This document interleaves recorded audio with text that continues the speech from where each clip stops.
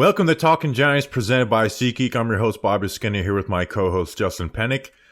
And man, if that fit like the craziest day in Giants history. Like, there's so much. If we actually just put in the title everything that happened, like we usually do, the title of this episode would be Giants Trade for Brian Burns, Sign Jon Runyan, Jermaine Eluemeno, Devin Singletary, and Saquon Barkley plus Xavier McKinney walk and bring back special teamers. Justin, how are you? Oh, boy.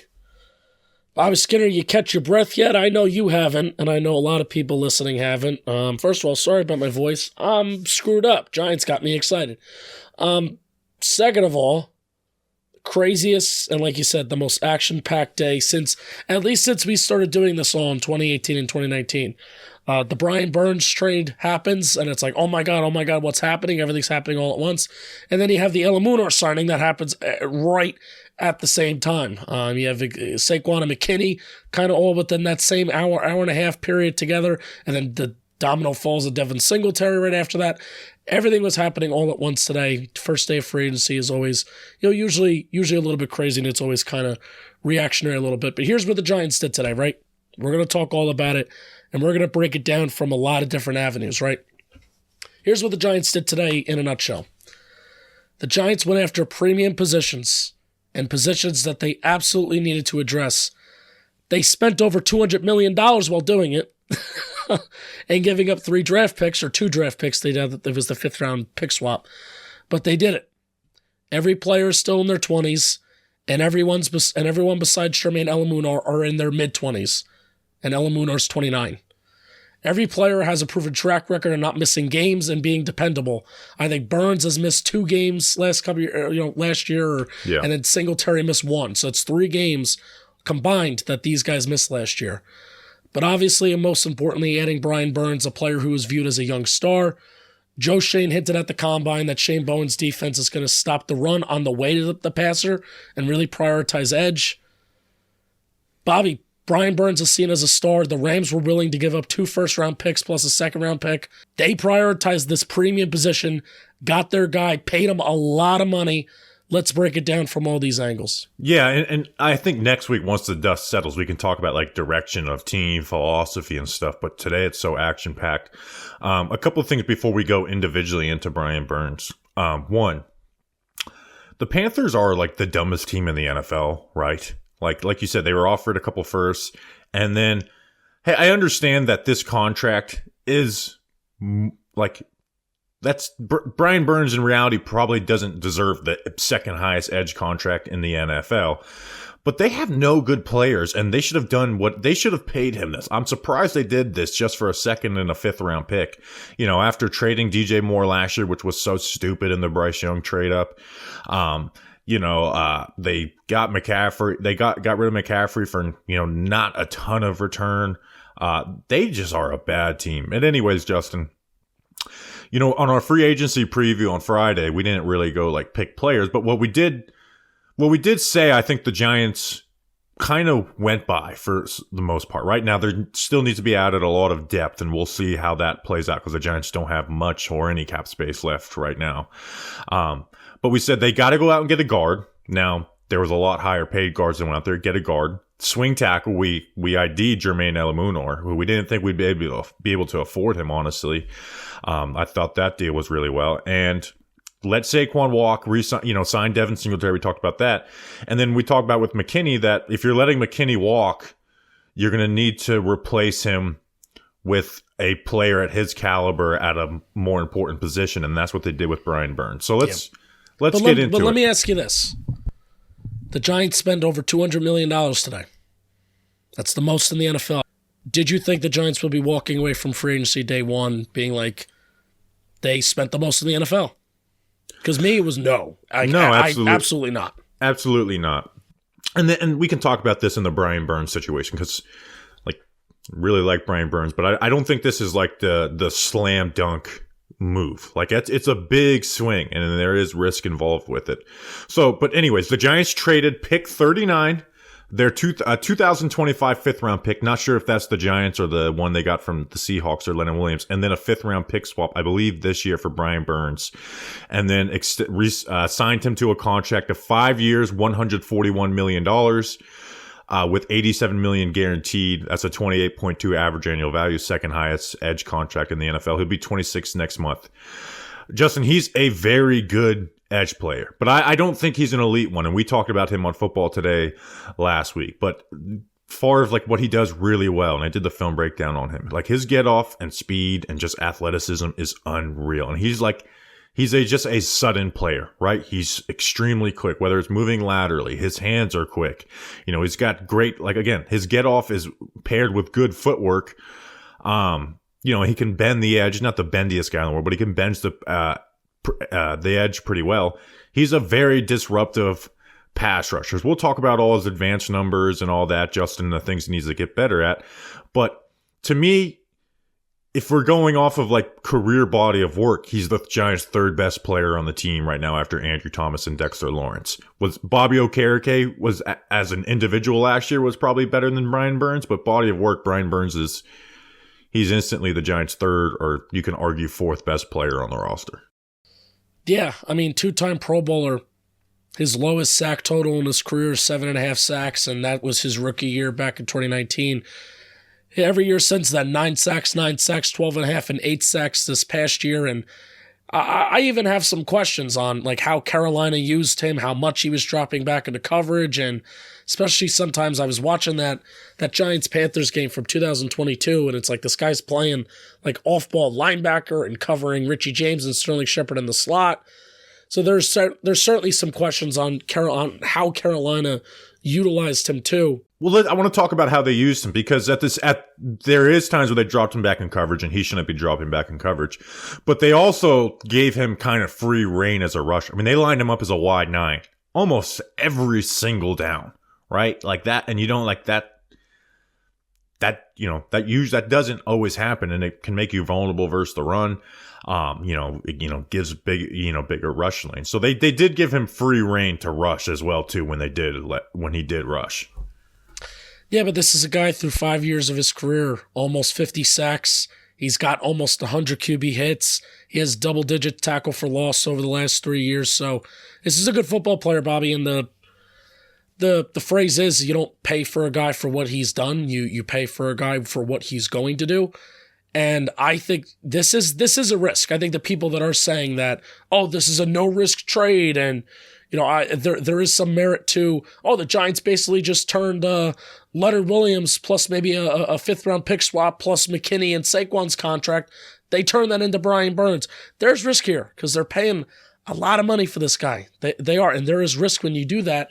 But I think they're trusting that Shane Bowen's system can get the most out of him. They're trusting that playing next to Dexter Lawrence, playing with Kayvon Thibodeau on the other side. I think this is maybe the most talented D-line that maybe Brian Burns has played with. So all of that will hopefully help, because looking at Brian Burns' numbers, like, yeah, they're good, but I'm expecting Brian Burns to really make this worth it for the Giants. I'm expecting Brian Burns to have an absolute career year with the Giants. Double-digit sacks, 25 QB hits, and again, over 10, 12, 13 tackles for loss. That's how it's going to be worth it. Well, let's talk about his advanced numbers and how that pairs with film, because I think it matches the film, Justin. And I've been watching Burns for a while. I was working on a video on him in 2021 that I didn't finish. So this is the PFF numbers, right? Sacks, 9 last year. That's ranked 28th and this is only for edge, not defensive tackles either. 9, which is 28th last year. 12.5 the year before, which was 10th, and then 9 the year before, which was 27th. Quarterback hits, 10 last year, 27th. 11 the year before, 23rd. 12 the year before, 15th. And then I won't do just pressures on its own, but just total sacks, pressures, and hit. Last year, 40, which was 53rd for edge rushers. 68 the year before, 12th, really good. And then 51 in 2021, 23rd. And then pass rush win rate, he's been 37th, 59th, and 77th. So he right now is more flash than consistency, right? But the flash is really, really high. To me, he needs to add more power to his game. Not just as a run defender, because he does get moved off the edge by tight ends and stuff. And it's not because he's not playing the run and he's only going to pass rush. He has like the good instincts in the run. He just gets moved.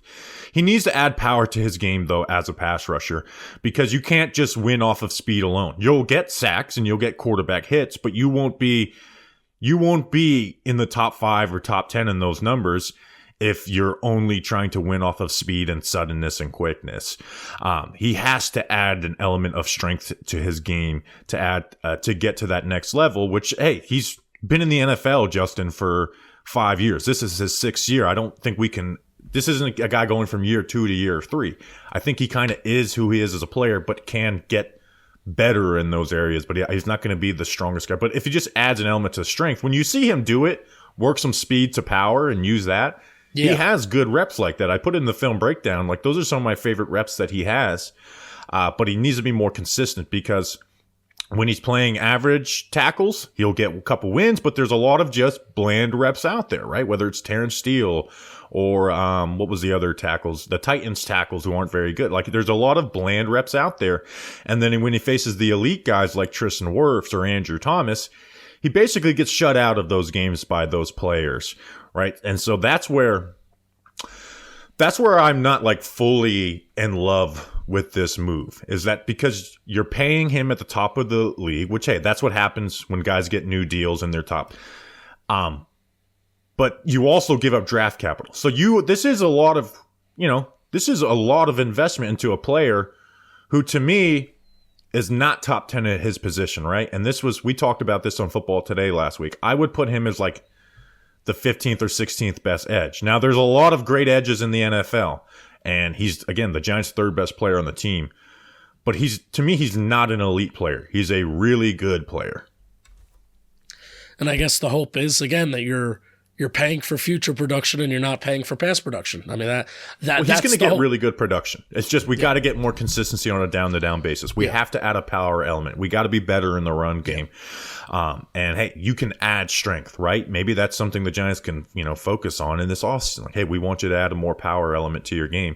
But we're not talking about someone who's like a pro. Like, again, he's one of the best in the NFL. He's really good. He's going to be a disruptor. Like I said, he's the 3rd best player on the team, and I still think there's reasonable room for him to grow as a player as he hopefully gets to the next level. Yeah.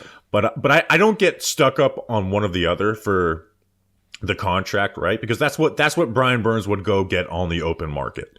And no one would blink at it. If you saw he's traded for a 2nd and 5th, but it is risky for the Giants, who are not in a win now mode, to do both of those things, if that makes sense. Right. And I know you said you wanted to talk about, team philosophy maybe next week, but that's where I'm at too, where this guy's not a great, I don't think Brian Burns is a great player. I think he's a good player. And the Giants, he's very good. I know we're playing like TV semantics right now, but he's a very good player, but he's not at the top. He's not one of the best in the NFL. Right. Like, there's a good gap between him and the Micah Parsons, Myles Garrett's, and TJ Watts. Like, but he's getting paid. But he's getting paid like it. And plus, not only are you getting paid like it, you also gave up a 2nd-round pick, which is pretty valuable, and it's the 2nd-round pick. And a very high 2nd-round pick too. I think the trade was wound up great. Like the value chart and however it's scored, what all the NFL teams use, they wound up grading it as like a late 1st, early 2nd, and that's exactly what the main pick was, right? Yeah, man. I really here's wanted, the risk. Well, no. I wanted the Giants to really this offseason kind of not do anything drastic like this. I don't disagree with this move. I think they got a premium position, a really good player, a young player in the NFL. And I think, Brian Burns is around the same age as Dexter Lawrence, I'm pretty sure. Yeah, he's like 5 months younger or something like that. They were drafted one spot. It was Brian Burns, then Dexter Lawrence was drafted. That's not the issue, but it's really just we've been down this road before of spending a lot of money day one of free agency, and it just usually just never works. Like I kind of was expecting the Giants to take their medicine this offseason because Daniel Jones is on a $47.1 million cap hit, and they don't believe in the guy. So take your medicine, lay low, make these signings at guard, make these signings at running back. But this is a really big swing, and it's on Brian Burns and it's on this coaching staff to really make it worth it. Yeah, I'm not hung up so much on the money, more so because the Giants don't really have anyone signed through the future. Obviously, the newer guys that have 3-year deals, but it's basically Andrew Thomas, Dex, and Bobby Okereke, and then the 2023 draft class, like I think 2025, because they don't have a lot of good players, and then they let a guy like Xavier McKinney walk for, again, a better player at a premium position. My thing is the draft picks, because we can play what does these draft picks usually turn into? Look at the Giants' last 2 drafts. But for this team to get to the point where it's great, they have to hit on these draft picks. They have to. And a high second-round pick is very valuable, right? And they didn't hit the top of the guard market. We would like to see them make, I was eyeing an interior offensive lineman at pick 39 because I think there's so many offensive line in the draft that a good one would have dropped there. Now that pick's not there. Now you've got to wait till 47. For the Giants to be good, it's not going to be because Brian Burns. It's because they're going to have to draft really well. Yes. And then right now, they only have 6 bullets for this year's draft. They're going to have to draft well, and they're going to have to draft better than they have the last 2 years under Joe Schoen, right? Like Evan Neal hasn't worked out. Kayvon needs to get to like the Brian Burns level. Like that's my hope for Kayvon, is to get to the Brian Burns level. He hasn't done that yet. They have to hit on the draft, and they gave up a premium draft asset in the early second round pick. That's my thing, where it's like, okay, maybe we'll see what Danielle Hunter goes for, but hey, Danielle Hunter, and keep your second and fifth round pick, even though Danielle Hunter is obviously a bit older, but I think he's better and still has a lot of tread on the tires despite being 3 years older. But then the other side of that is the Giants' odds are for edge. And think of how important edge is in Shane Bowen's defense. Joe Schoen hinted it at the combine. I said it at the start. The Giants ideally aren't going to be picking at the top end of the draft, where usually these really good edge rushers come off the board, right? Where the Kayvon Thibodeaus of the world go. Where the Myles Garrett, Aiden Hutchinson, right? Think of these top-tier edge rushers and where they're drafted. They're not going to draft an edge rusher this year. We're looking at wide receiver. We're looking at quarterback, right? Tackle, if you're in that boat.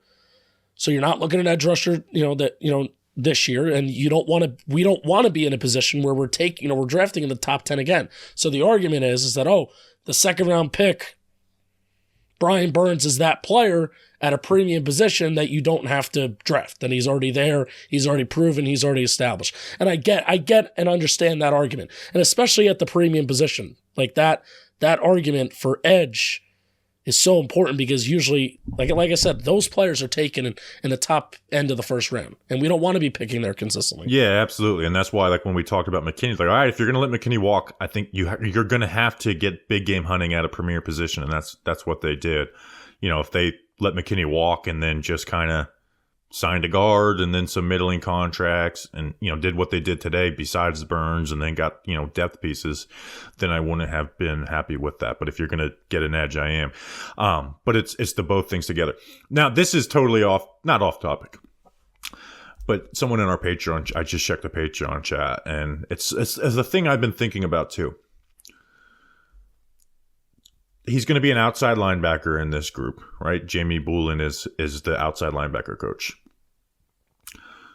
I want Andre Patterson's hands on this guy, the D-line coach. If you're not familiar with him, what he's able to do with guys, and I think the things he needs to get better at, Andre Patterson can do. I would love to get a question for Brian Dable the next time he talks to the media or Joe Schoen, and be like, what is your thoughts on getting like Andre Patterson's hands on this guy and Kayvon Thibodeaux? Because I actually think that would matter a lot. I know this is a mailbag question, but it's something I would like to see. No, and I'm with you, because one of the thoughts that I had while watching Brian Burns, along with wanting him to just play, stronger, faster, kind of like more with his hair on fire, I want him to use his hands more. I kind of feel like he relies on that lateral movement a little too much, but he has these really nice plays where sometimes, he's dipping his shoulder, he's bending a little bit, maybe there's a hand swipe every once in a while. I want him to use his hands more. And he has very quick hands. He's just got to time it up better and string the moves better together a little bit. But he has really good hand moves though too. And I feel like that's what Andre Patterson did for Dexter Lawrence, is using your hands. Yeah, and playing with more leverage. So yeah, I would like to see that. So do you have anything else on Brian Burns? The contract is more front loaded than I thought it would be. The cap hit this year is 23.5 million. So you think about it, Jon Runyon's is the $7 million. So that's 30. The Giants, before you even include Jermaine Eluemeno and Devin Singletary's contract, they only have $8.5 million of cap space left, and that includes draft class. So they're going to have to move Dex's and Thomas's money around a little bit. But I was surprised to see the cap hits be spread so evenly with Burns. And maybe his gets restructured in training camp or something. We saw that happen with Daniel Jones last year, unfortunately. Yeah, I'm done celebrating contracts that look good on paper to start. Like, oh, we can get out of the Darren Waller contract. Oh, well, we need to restructure that. The same thing with Daniel Jones. Burns is going to live out this contract because he's not an injury-prone older player or a quarterback that played really bad. Well, we're don't never say never, Bobby, with this freaking football team. No, I will say, like, the one final thing, and that I was thinking about this. As we've nitpicked Brian Burns a little bit, and I said this at the start, where Brian Burns is seen as a young star in this league, and I think that's what kind of gives me a good amount of consolation. The Rams really think of this. The Rams, get a lot of credit for being smart. They barely had any draft picks last year, because of the Stafford trade, but they knocked out that draft. They knocked it out of the park, right? They draft Puka Nacua. They draft, a defensive tackle that almost gets double-digit sacks. They draft Byron Young from Tennessee, who almost gets double-digit sacks. They absolutely knocked that draft out of the park. They're a smart football team, right? They wanted to give up 2 firsts and a second. I didn't know about the second. Yeah, that was 2 years ago when they unloaded McCaffrey. This isn't a Panthers podcast. Right.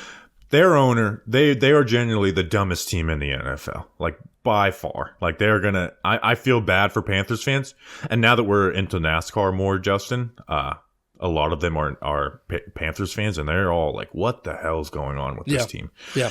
But I'm gonna finish my thought. We view the Rams as like a smart team.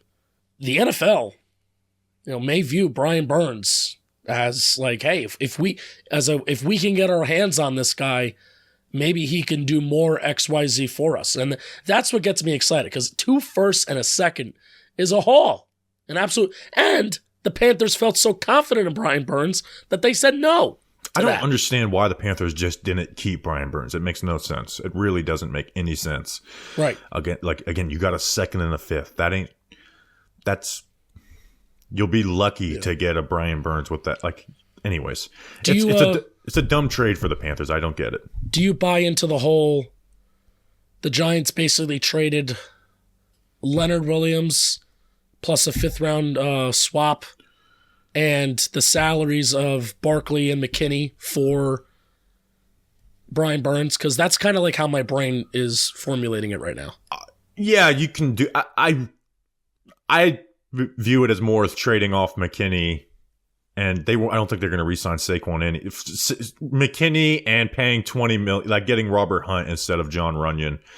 Like, I know that Leonard Williams was for a 2nd and 5th, but once we had those are now our 2nd and 5th round picks that are valued. So let's talk about Jon Runyan Jr., Justin, and then we can get into the Saquon McKinney stuff a little bit. The Giants signed Jon Runyan Jr., a guard from the Packers, 6'4", 306 pounds, 26 years old, 3 years, $30 million with $17 million guaranteed, which is one of the, basically the cheapest guard contract that went after all the big money contracts of John Simpson, Robert Hunt, Michael Onwenu, Jonah Jackson. So the best, like the cheapest contract by far. With Jon Runyan, he has been a very efficient pass blocker after being drafted in the 6th round by the Packers at guard. He's played both positions, left guard and right guard. Right guard this past season. Was battling through some injuries this past season and worked in a rotation with Sean Ryan towards the end of the season. As a pass blocker, and we'll go to the numbers too, he's got really good hand usage, right? Like he understands pass pro, even though he's not the most athletic guy. He has strength issues, but he understands pass protection. Like his hand usage is really good. He changes up his pass sets. He works whether it's in space or jump setting guys. Fairly decent balance and plays like the center of the player, right? Where they're not getting to one of his shoulders, works side to side well, and then has the IQ for stunts and blitzes. But he does struggle as a run blocker. He's never going to be an advantage as a run blocker. He'd be like, we can work with this guy. And as a pass blocker, because of some of the physical limitations, Justin, when he does face the top guys, like he didn't get a ton of reps versus Dex, but Quentin Williams or Chris, Jones or Aaron Donald, which he played those guys, he does get his ass kicked in those are his worst games. But he's been an extremely efficient pass blocking guard. 2 sacks, 6 hits, and 13 pressures last year, and the numbers have basically been even his 3 years of starting. And he ranks 7th last year in pass blocking efficiency for guards, 10th in 2022 and 8th in 2021. Despite the fact that he's not the most physically gifted, he's been an efficient pass blocker. Yeah, this worries me a little bit. I don't love him. I really don't. I really tuned into that. I rewatched the Giants game where it was Nacho and A'Shawn Robinson, and I think there were like three or four plays against Dex, and I think he replaces his hands very well, like you said. I think pass blocking, I think he definitely does mirror well, keeps guys in front of him, keeps guys in front of his chest. And it really, I guess as long as you're not a disaster as a pass blocker, like you're not going to be a disaster of a signing. But I think he's kind of top heavy. He definitely does not move well, and maybe that even could go into pass blocking a little bit. It looks clunky and funky when he's working double teams and moving up to the secondary level. He really just doesn't look comfortable. Maybe that was injury related when I was watching it, but I'm happy that he's a solid pass blocker, but I don't know. Like, I feel like the Giants kind of got what they paid for versus some of these other guards that got, closer to $100 million, right? Yeah, Robert Hunt, I watched him. He's really good. I actually would have rather had Robert Hunt than Michael Onwenu when I watched him, because Michael Onwenu, I think, his numbers were better at tackle. Watching Robert Hunt was like, okay, this is a damn good player. So this is where it could get a little worrisome, despite the fact like this is a good value signing, right? Like in itself, but the Giants had guard as their biggest need, and I don't think we look at guard after day one and like, it's fixed. Obviously, some depth signing is going to be happening. You lose an early second round pick, and the Giants could be looking at bad guard play again. Yeah, I mean they just need another guard too, because they have Zudu who's coming off the season-ending injury, and then you have Marcus McKeithen who stinks. So they need another body too. Forget the quality of play. Which they will get another body at guard, but sure. It's not going to be more expensive than what Jon Runyan is. So you're not going to get a very good player. But they did work him into a rotation with Sean Ryan, which speaks on the Packers were fine letting him walk. I think offensive line coaching is going to matter. The Packers have great offensive line coaching. Hopefully, Carn Brasillo can be a good offensive. Like if Bobby Johnson was the offensive line coach, I would be worried. Carn Brasillo is obviously to be seen with the Giants personnel. But yeah, he's not. The contract shows it, right? If this is basically what Mark Lewinsky got 2 years ago, when you think of the inflated cap, right? It's $3 million more per year. And almost the same money guaranteed. It's $17 million guaranteed, so they can get out of it after 2 years. Kind of opposite players, right? Where Glowinski was signed, and we're like, pass blocking not too great, not too great, could be a disaster sometimes. And then in the run blocking, he's like, he's pretty good, pretty athletic, can move. I feel like these are like opposite players from each other. Yeah, absolutely. So again, he understands pass protection. He's like a solid pass protector, and I think he can get better too.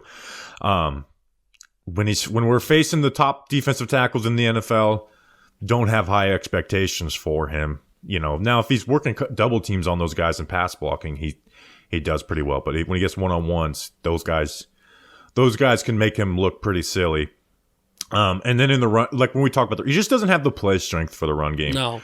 Right? Even when it's like good technique and stuff, he's just not able to get any movement.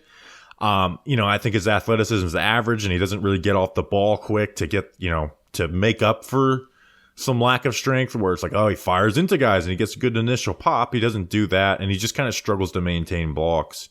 Even when he gets good positioning in zone, and he's not someone who's going to, get out and pull and move very well in space. He is a below average run blocker, above average pass blocker, which I guess if we were asking for either or, we would take the pass blocking. Always. I feel like you always take it. But we definitely thought that the Giants, so this is where it's like when the Brian Burns, like, well, I think they replace McKinney and a top guard like Robert Hunt or Jonah Jackson with Brian Burns and Jon Runyan, which I think the top guard and McKinney is two better players, but obviously Brian Burns gives you the higher ceiling as an individual player. But they still got to address guard, man. Yeah. I think Ben Bredesen should be back. I think there should be at least 2 more guard signings of guys who have started games in the NFL and not gotten their ass kicked. And hey, pick 47. I'm hoping if there's an interior guy who matches, the value there, I'm still looking at it, because guard needs to be addressed, whether it's depth and starters, right? Like we need to have a better starting guard than Jon Runyan at some point. Yeah. Yeah, for sure. And I could be wrong on this. I'm not fully convinced that, like, Joe Schoen and the Giants, like, seeing how much Robert Hunt got paid, seeing how much Eluemeno got paid, I'm not fully convinced that Joe Schoen, I think he was in on guard because the Giants just need a guard. They need interior O-line. But I'm not fully convinced that he views that as a premium position. No, I don't think he does. I think you look at Buffalo's track record. I think you look at with the Giants. I definitely don't think he does. Which I disagree with him. Now at the same time, when those guys are getting those contracts, part of me is like, damn, I wish we could have just drafted some guards, because I don't want to pay $20 million to a guard. I would much rather pay $20 million to, a really good player at, not 20 million, like an inside line. I'd rather pay an inside linebacker top dollar or a cornerback than guard, or an edge rusher that can get you 10 sacks, right? But that's the Giants' situation, because they have not been able to draft and develop interior offensive linemen or any offensive lineman not named Andrew Thomas. And now you may see. I mean, who's that? Christian Haynes from UConn, the guy that you like. What pick was he available in your mock draft? Third, the third round pick. But there is like second round smoke with him, but I think interior guys always slide a little bit. But they may not slide now, because if you see these guys getting paid $100 million, you want these guys on the cheap for 4 years, right? Yeah, that's true. Justin, the next guy that you got to invest big money to is DraftKings. The thrill and excitement of March Mania is here. And DraftKings Sportsbook, one of America's top-rated sportsbook apps, is giving new customers a shot to turn $5 into $150 and instantly in bonus bets with any college basketball bet. It says March Mania. Do you think what it's actually called is like the whole "you can't say Super Bowl" thing? Well, you just said it. Well, we could say Super Bowl when it's not a Super Bowl promotion. Sure. Yes, I think it actually is. That's exactly what it is. Hey, Talking Giants bracket is coming up. I love doing that every year. I always have done fairly well because I just picked Miami to go to the Final Four, and they went to the Elite Eight and the Final Four the last 2 years. Download the DraftKings Sportsbook app and use code WORLD. New customers can bet $5 to get $150 instantly in bonus bets only at DraftKings Sportsbook with code WORLD. The crown is yours. Gambling problem? Call 1-800-GAMBLER, or in West Virginia, visit www.1800gambler.net. In New York, call 877-8-HOPE-NY or text HOPE-NY. 467-369. In Connecticut, help is available for problem gambling. Call 888-789-7777 or visit ccpg.org. Please play responsibility on behalf of Boot Hill Casino and Resort in Kansas. 21 plus. Age varies by jurisdiction. Void in Ontario. Bonus bets expire 168 hours after issuance. See dkng.com/bball for eligibility and deposit restriction terms, responsibility, and gaming resources. You'll be glad you did. B-ball. Want to play some B-ball? Breaking news. Justin. Breaking news. I have the Jon Runyan contract details. Did I scare you a little bit? No, I actually thought that's what it was going to be because I referenced it as the first year's a $7 million cap hit. Yes. Oh, so did we talk about it? I don't know. Okay. No, we didn't break it down. Okay, so here it is. 3 years, $30 million, $17 million guaranteed. $7.5 million signing bonus, blah, blah, blah. 2024 cap hit is $6.5 million. 2025 is $11.75 million. 2026 is $11.75. So if I'm doing my math correctly, since 2024 and 2025 add up to the $17 million guaranteed, this is basically a 2-year contract. Yeah, absolutely. And if there'd be a dead cap hit of like $2.5 million because of the spreading bonus if they cut him. This is very much like we said. It's kind of Mark Lewinsky. I know that the Giants signed other players we want to talk about, but Saquon and McKinney leaving are big deals. Do you want to talk about these guys next? Yeah, I feel like we have to. So Saquon's gone to the Eagles. He gets 3 years, $37.5 million, up to $46 million guaranteed, 12.5 average annual value with $26 million guaranteed. Really surprised he got that deal. Xavier McKinney gets 4 years, $68 million, 17 average annual value from the Packers. We talked about McKinney a little bit in the Brian Burns situation. With Saquon, the Giants were never going to come close to this number. They didn't even offer, according to Ryan Dunleavy. Yeah, and I think they made the right decision replacing him with Devin Singletary we'll break all that down. I know now there's back and forth with Tiki Barber and stuff, and I know there's feelings about drafting him second overall, but I did have, even though I'm, 100% on board for letting him walk, I did have some sadness when I realized before he even signed today that it is over. Played for the Giants for 6 years. I thought he was a pretty damn good soldier for the Giants. Was a very good player, besides when he was coming off of the torn ACL. And I did a tweet Saturday night. I was thinking about it because we think about Saquon Barkley in the second overall pick and how that's a bad investment.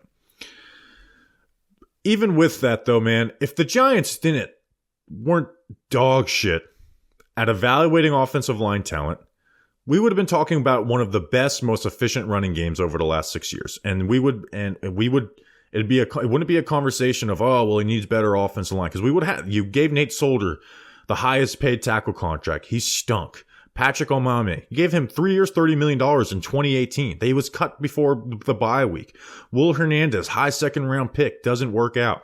You have day 2 and day 3 picks of Josh Azudu, Matt Parrott, Shane Lemieux, Marcus McKeith, and none of these guys pan out to anything.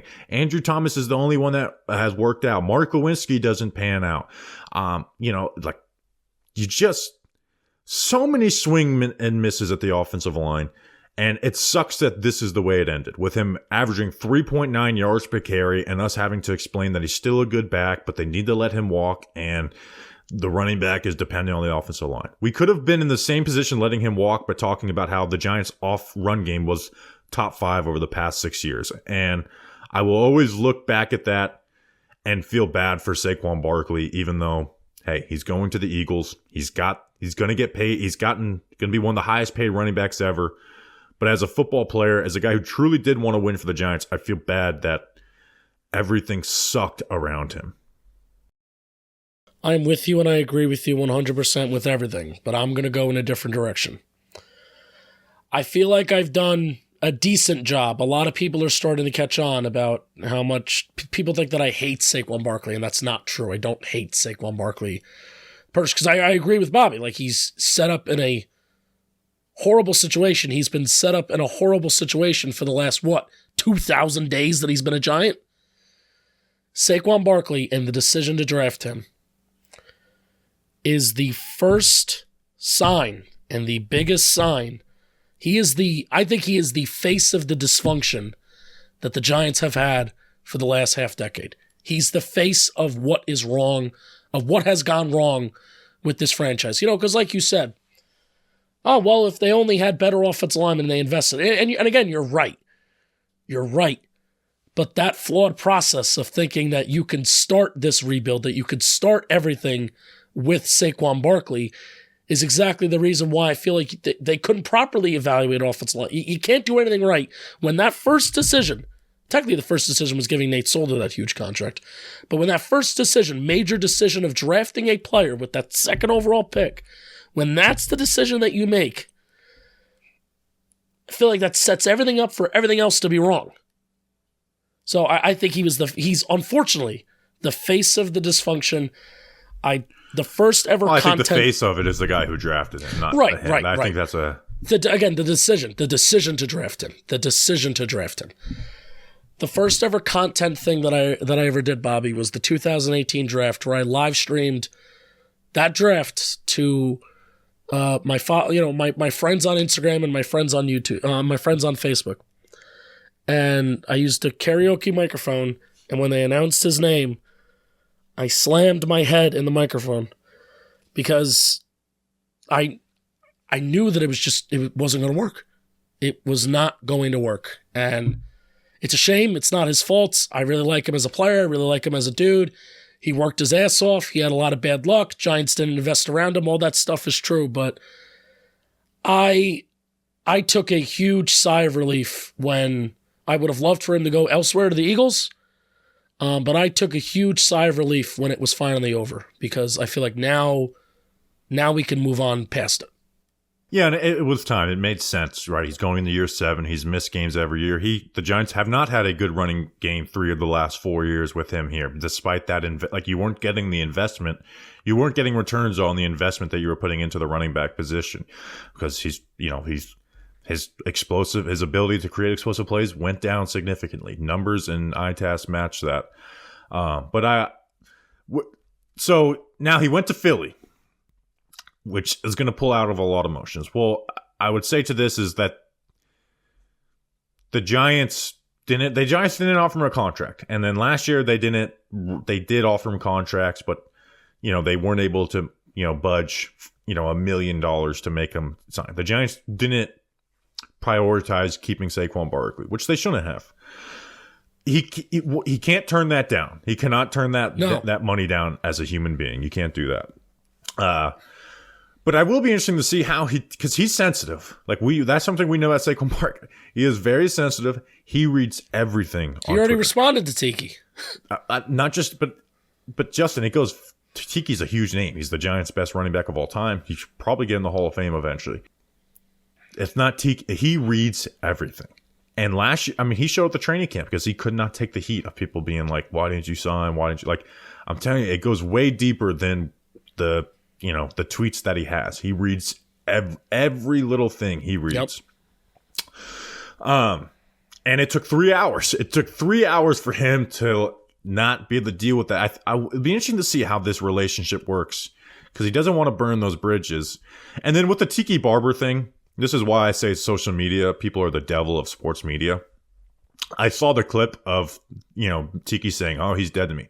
It was very playful, right? It wasn't malicious, like, "You're dead to me, how dare you?" But he's just like, "Hey, this is what happens. You're dead, we're not viewing you the same way." It was very playful.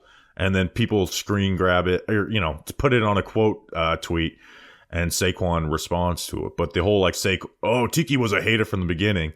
Saquon's very sensitive, and he hears every criticism. So Tiki's actually been very supportive of Saquon.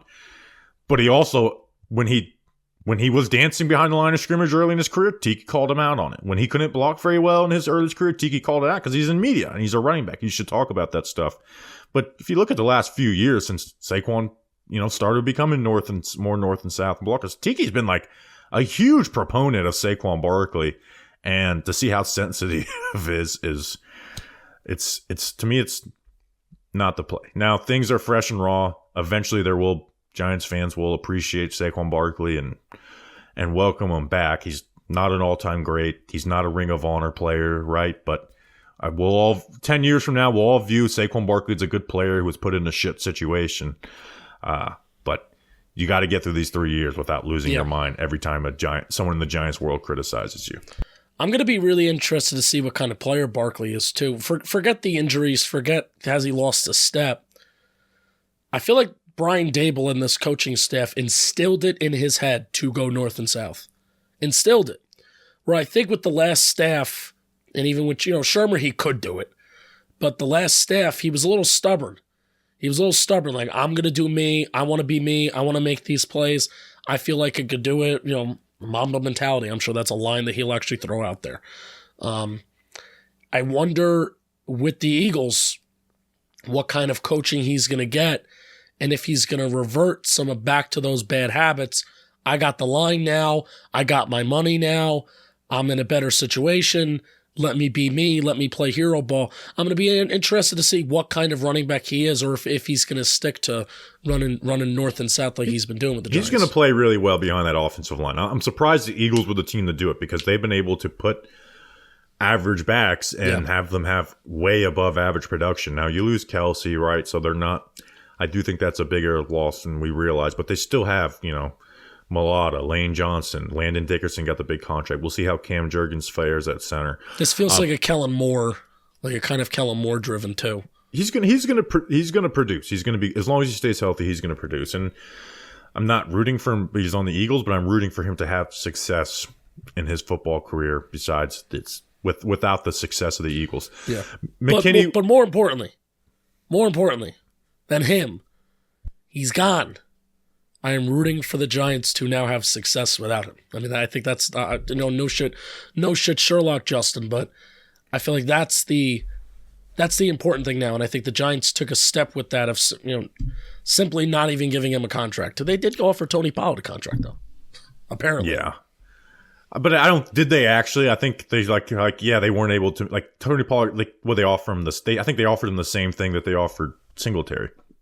Xavier McKinney walks to 4 years, $68 million, 17 average annual value. When you're bringing in Brian Burns, that obviously takes that off the table. But if they weren't able to get Brian Burns, we don't know. They did a good job keeping this shut. David Mulugheta is becoming one of the best agents in football. I would like to know what the Giants offered at the end of the day at this point. But when you get Burns, obviously you're not going to bring back Saquon or Xavier McKinney as well. But safety is a position of need now, and huge. Secondary's in trouble. Yeah, maybe they'll have the best draft ever. We'll see. But I don't have a ton to add on the Xavier. We've talked so much Xavier McKinney that people know where we are at this point. That hurt because I was really excited for him and Shane Bowen's defense. I thought that he could return back to his box score stats that he had under Patrick Graham. And again, you're playing for a player not necessarily for what he's done, but you're paying a player for what he could do. And I feel like McKinney would be the perfect player for that because his stats were going to increase. His production was going to increase. He's a versatile player. He can kind of do it all, and Shane Bowen was going to let him do it all. So a little disappointed with that, but it is a nice little consolation that the safety market, there's really good safeties out there that I'm sure, maybe they can't even make a move for some of them. We'll see what they wind up doing. But $17 million, I thought he was going to get 15 to 16. I'm surprised that he got that close to Derwin James and Minka Fitzpatrick. Yeah, with the inflated cap, I figured he'd get either Jesse Bates or right above Jesse Bates, which is what he ended up getting. Also, this new cap space is cool, but the contracts have kept up with it, so it's not as much as you think because the contracts have kept up with it. But the Giants could have kept Xavier McKinney if they wanted. This is where the Daniel Jones contract hurts, though. It's not that, you couldn't keep McKinney. It's you can't keep McKinney and go get Brian Burns. If you didn't have that contract, you could do both. If they were in win now mode, I would say figure out a way to keep both players, but they're not. All right, Justin, let's talk about Devin Singletary or Jermaine Eluemeno. Devin Singletary. Yeah, we talked about the running back position. So Giants signed Devin Singletary. This is one that we all saw coming. 5'7", 203 pounds, 26 years old. 3 years, $16.5 million, up to $19.5. I don't know what he needs to do to reach that with $9.5 million guaranteed. That's per me, by the way. Shout out me. So $5.5 million average annual value, which is middle of the road for the running back contract. I really like this signing. This is the type of signing the Giants needed to make if they were going to let Saquon Barkley walk. He's been a productive back, right? He's never been a bell cow back, 1,000+ yard rusher, but he's gotten over 800 yards all of the last 3 seasons. He's had good, his yards per carry has been higher than Saquon Barkley's every single year of his career. We'll talk about him individually as a player, but this is a guy who's got juice, right? You put him in a gap scheme, he can do some zone stuff, but you put him in gas scheme, he's got really good in the short area, quickness, making guys miss in a phone booth. especially in the hole at the second level, like good contact balance as well as, he can put his shoulder down and run through a guy. He's not going to create a bunch of explosive. He doesn't have that home run speed. But he's a guy who could turn a 5-yard run into a 10-yard run, but he's not going to turn a 15-yard run into a 16-yard run. Obviously, the Giants' offensive line needs to get better for him to live up to what he's been doing. But he hasn't been playing behind the best offensive lines in the NFL either.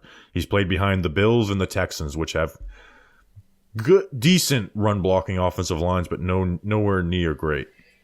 No, especially the Texans last year, especially when Laramie Tunsil's struggling with injuries week in and week out. And something important to note with Devin Singletary, too, I'm pretty sure Dameon Pierce started the year last year as their main back. Yeah, and then Singletary took it over. And then he kind of took it over as he was performing really well. And Talk of Jake and I, we were live streaming the Ravens-Texans game last year, the playoff game. And I'm saying to Jake, saying on stream, I don't think Devin Singletary is that good. He's kind of mid. From Buffalo, they didn't really like him. They tried him out for all those years, and it never really worked. And then he went to Houston, it's kind of meh. And then you actually watch him play, and you watch that game. It's like this guy's by the eye test, yards after contact, and making some guys miss, and just a little bit of a gritting running back that does what he has to do. So so that game, I was thinking to myself, the yards after contact per attempt, maybe it's around 2 or close to 2. The first 3 years of his career, yards after contact per attempt was above 2. Even 2020 with 156 attempts, it was 2.9, which is really, really good. 2021 it was 2.3. The last 2 years, 1.5 and 1.6. So that's not really great. But Bobby, here's the stat that I want to talk about the most. So the yards after contact per attempt, that was a Pro Football Reference. This is from Doug Analytics from FTN. Devin Singletary ranked 13th in missed tackles forced per rush attempt among 50 running backs with 100-plus rush attempts last year. This is the most important part. Singletary had the second most missed tackles caused by a definitive cut and the 6th most caused by a power move.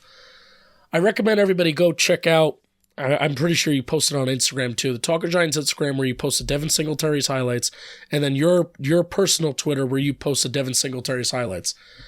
Bobby, almost every single one of those plays, Devin Singletary, whether it's before the line of scrimmage, at the line of scrimmage, within 1 to 4 yards, or even after, maybe after 5 yards, Devin Singletary, very good one cut back. Mm-hmm. I think he's good at he's a good north and south runner.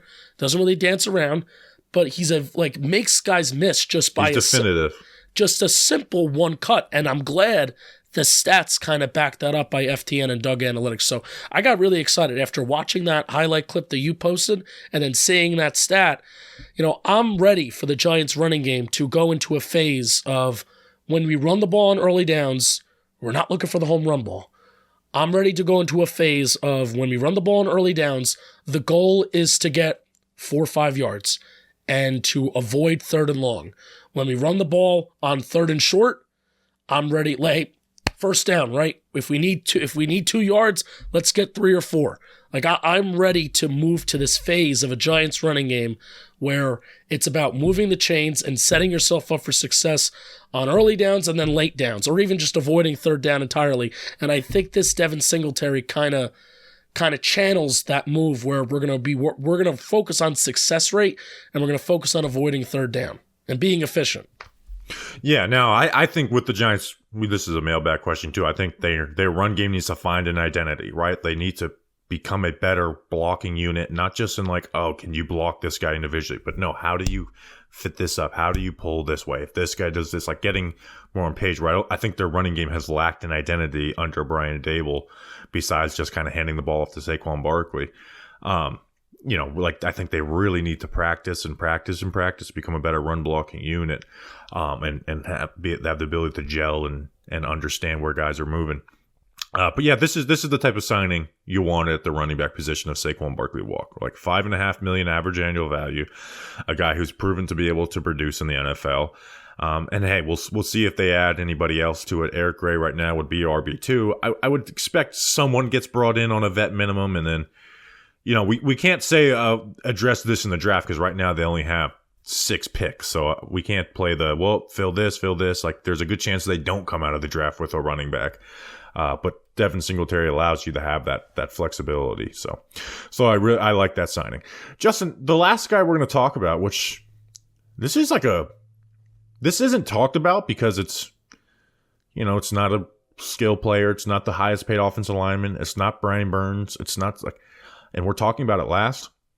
The Giants signed Jermaine Eluemeno from the Raiders, a tackle, 2 years, $14 million contract. I cannot believe that that's all he got, and the Giants were able to get this off for $7 million per year. Justin, he's 29 years old, 6'4", 330, played both left and right tackle the last 2 seasons. Even started a game at guard. He's a strong son of a bitch, and he can play some ball. Like, he is. This is a really good signing. I'm gonna whisper something. I think this may be my favorite signing of the day. Yeah, when you include value, like we talked about him on the free agency preview, Justin, and we're like, this is the one that pops out because he's, relationship with Carmen Brasillo, what's the need? We're like, I don't know if we're going to be able to afford him. And I guess contract is really good, Justin. And what the first thing that pops off the screen on this guy, he's a strong son of a bitch, man. He is powerful, whether it's in pass blocking or run blocking. In the run game, when he works a combo block, guys get moved, right? Like him and I don't know who the right guard was, maybe Greg Van Roten for the Raiders. They double teamed Dexter Lawrence, and they were moving him, right? That doesn't happen to Dexter Lawrence on double teams. Using that club move on Kayvon Thibodeau, bitching him up. He is really freaking strong, and it shows up in pass blocking too, right? When you watch him as a pass blocker, he just absorbs power, right? You try and work power, he absorbs it. Now, there's things that got to get cleaned up. I think he opens his hips way too early and can give up the corner. He doesn't move laterally very well, so when, a guy can, like Bryce Huff set him up where he gives him a little stutter, he goes to protect the inside, and then Bryce Huffs are able to get through the corner. So there's a reason why he's not being paid. Like, he's not one of the best tackles in the game, but he's been a proven producer the last 2 years, starting at both left and right tackle. Bobby, I think he moves well. I think he gets out of his stance well. I think he doesn't open his hips. I gotta watch a little bit. I gotta watch a little bit more of him because obviously this broke at the same time as the Brian Burns trade. But I think he's gonna start at right tackle. It may not be week 1. It may not be game 1. Evan Neal may go through the entire summer being the primary starting right tackle. I do think Eluemeno is going to get some starting reps in training camp at right tackle, but I think there's going to be a point, whether because Evan Neal gets injured, which he does, or because of play, I think Eluemeno is going to be starting the most games for the Giants at right tackle this year. Pressure's on Evan Neal, right? And I'm glad the Giants went into this saying, hey, we cannot bet on Evan Neal taking a year 3 jump, which is something the last regime I think would have done. It's like, hey, we'll just bet on Evan Neal. We'll just bet on Matt Parrott. Yeah, and play Nate Solder instead. Yeah, we'll put Eric Flowers at right tackle. It'll be fine. Like there has to be insurance there, and like you said, he can right. If you go off last year, he's the better player, right? He ranked 24th in 2023 for tackle pass blocking efficiency, but again, moving it between both left and right tackle, and then was 17th in 2022. 7th, so that's like he's 24th and 17th in those numbers, and he's, I think, a better run blocker than he is a pass blocker. And he's getting $7 million average annual value, which is the 34th highest paid tackle in the NFL. And think about how many not good tackles there are in the NFL. And he's getting the 34th highest paid with this new inflated salary cap. This is a really good deal for the Giants. And I'm when I saw the number on that, I was very surprised that they were able to pull that off. But he's a guy who comes from humble beginnings, worked with Carmen Brasillo. I'm excited to get to camp and see him compete. Yeah, and from week 5 of the 2023 season on, according to PFF, 390 pass blocking snaps, 17 QB pressures, and 1 sack allowed. So, got his footing as the season went on. I'm excited. I'm excited for the value and for how much of a concern right tackle could have been this year. Because let's just again, if they wanted to go blindly into, all right, Evan Neal year 3 breakout. We have to do it because he's the first round pick, 7th pick of the 2022 draft. We have to do this because of the investment. They're not saying that. So I feel really good about this. I think he's a better football player than Jon Runyan, to be honest. Yeah, I'd agree, which is why the $7 million per year is wild. Yeah, he plays a more premium position that is tackle. And he plays it better. and it's not like he's coming here for a guarantee. Like Evan Neal's going to get first crack at that, right? So it's not like he's like, well, I'm going to go start for Carmen Brasil. I guess he probably has that in his head that he's going to start. Yeah. I'm not. As my voice probably cracks for the 10th time this episode. I think Evan Neal is going to get first shot at right tackle. I'm not sold. He's going to, right? I would bet good money that the first rep of training camp, Evan Neal is the starting right tackle. I do think they'll make it a true battle. Yeah, it may not last long though. Yeah, I don't think that they're going to just go through all camp like, nope, Evan Neal's the guy. Evan Neal's the guy. If Eluemeno is out producing him and it just looks like a better player. So pressure's on Evan Neal. Like, figure this shit out now. But good on the Giants getting this done. Yeah. It feels like we hit all of free agency in day one. Well, I don't think they're going to make any other big moves. I think it's going to be a lot of those. They can't. So, here's my last Evan Neal question to you. This maybe is a mailbag. Or, no, this is honestly, it's a request for you. You did investigative journalism to find out if Nick Gates was learning how to snap the ball. We need some investigative journalism to find out if they have asked Evan Neal to start practicing at guard. That actually is. I do need to get some investigative journalism there. I've been able to do that pretty well, too. People forget the 2020's offseason. It was like, who is snapping the football? And we figured that shit out. All right, Justin, that's an episode. Whoa. We'll be back. What? We forgot 3 of the bigger moves today. Oh, yeah. Special teamers are back, baby. Casey Kreider's back for Casey Kreider is, I think, is the 4th longest tenured player on the Giants right now. Daniel Jones is number 1. Dexter Lawrence is number 2. And Darius Slayton's number 3. They're basically all tied for 1, but in order of them being drafted. And then it's the 2020 guys, which is Casey Kreider was a 2020 free agent. And then Thomas and Carter Coughlin drafted. So very glad that Casey Kreider's back to long snapper. Carter Coughlin back as a special teamer. Very, very fine with that. And then Gunnar Olszewski, the returner, is back. 3 moves that we're all on board for. Michael Gabriel, fix these special teams, buddy. I'm actually really glad Gunnar's back. Like that, I think he's the best returner we've had since Dwayne Harris. I don't think that's even a debate.